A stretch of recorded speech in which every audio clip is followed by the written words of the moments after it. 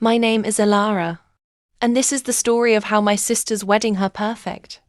Fairy tale day became the day I stopped being invisible. The day I shattered the illusion. The day everything changed.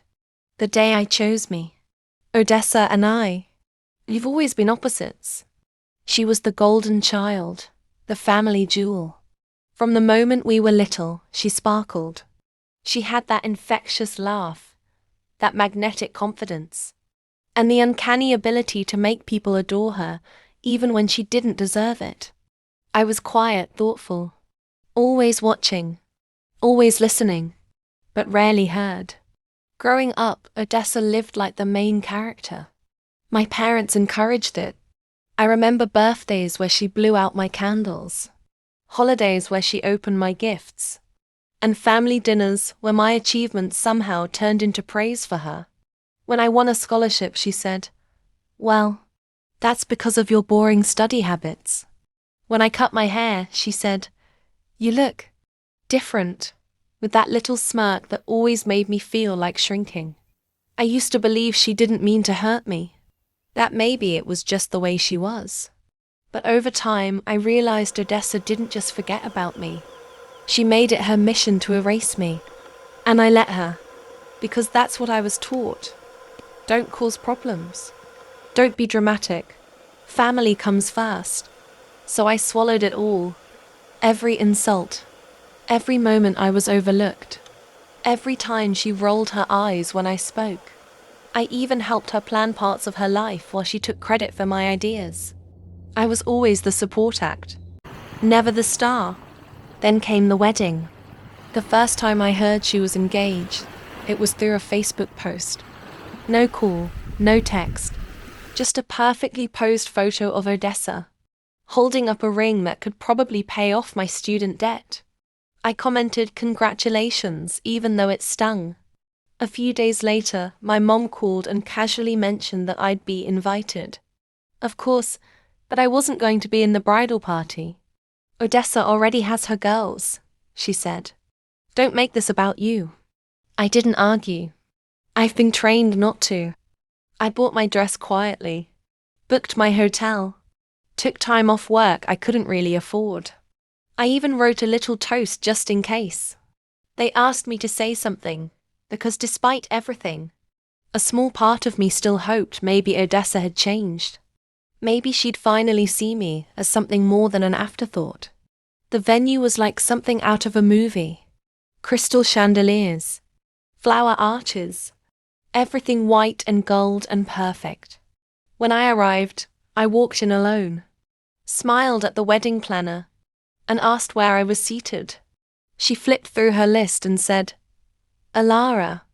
Oh, you're actually at the overflow table." The overflow table. In the hallway. Literally. Not near the stage. Not near the family. Not even inside the actual reception room. They had me seated at a little fold-out table near the bathrooms and the coat rack. Not even a place card with my name. Just guest 17.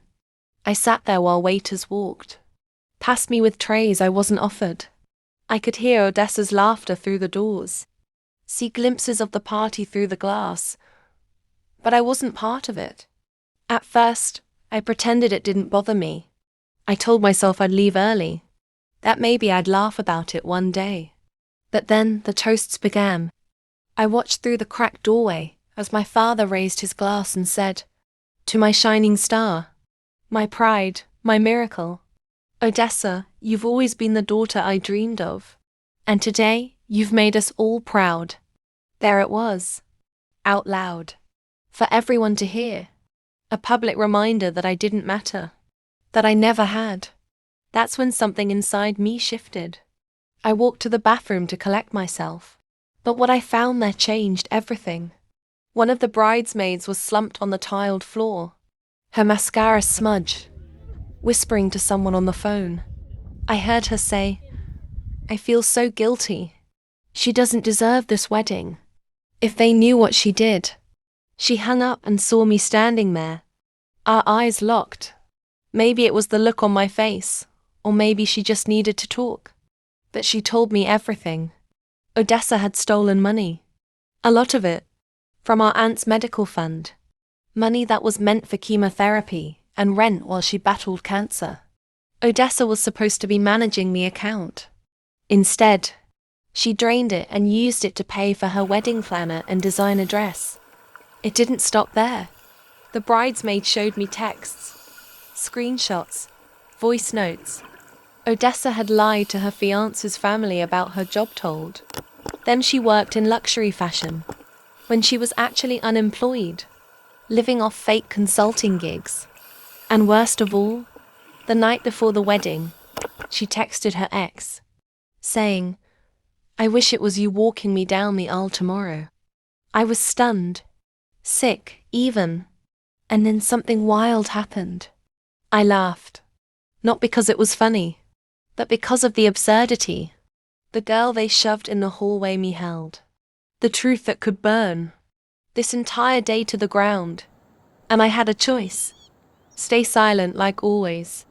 Let them pretend everything was perfect, while I disappeared again into the background. Or speak, for once in my life truly speak. So I walked back into the ballroom, straight to the stage. Odessa was in the middle of dancing, soaking in attention. The DJ tried to stop me, but I looked him in the eye and said, "Give me the mic." And somehow I got it. "Hi," I said. My voice didn't shake. "I'm Elara. I know most of you probably didn't notice me tonight." Which is funny, because I've been noticing everything. The room froze. Odessa's smile faded. I wasn't going to say anything. I was going to sit out in the hallway like I was told. But when you learn what I just learned, staying silent isn't an option anymore. And then I told them about the stolen money, the lies, the texts, the betrayal. Odessa tried to interrupt. I kept talking. Her groom looked like he'd been hit by a truck. Her in-laws stormed out. Her bridesmaids scattered like birds. My father looked pale. My mother whispered, "How could you do this?" And I said, "You should have asked her that." I put the mic down, walked straight past the shocked faces, past the chandeliers, out the doors, into the night. I didn't cry. I didn't look back. I just walked. And for the first time in my life, I felt free. That night was supposed to be Odessa's fairy tale. Instead, it became my revolution. A week later, I got a message from her ex-fiancé. Just 4 words. "Thank you for everything." I never responded. I've cut ties with most of them.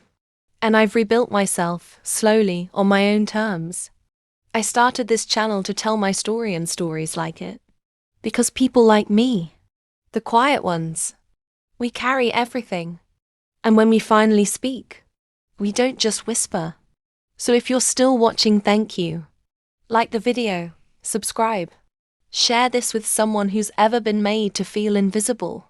Someone who's ever been treated like a shadow in their own family. Someone who's ever been told to stay quiet for the sake of appearances. Because here's the truth. Silence doesn't protect peace, it protects power. And when truth finally walks into the room, it doesn't ask for permission. Moral of the story: never underestimate the quiet girl in the hallway. She sees everything. And when she finally speaks, she changes everything. Don't just be heard. Be unforgettable.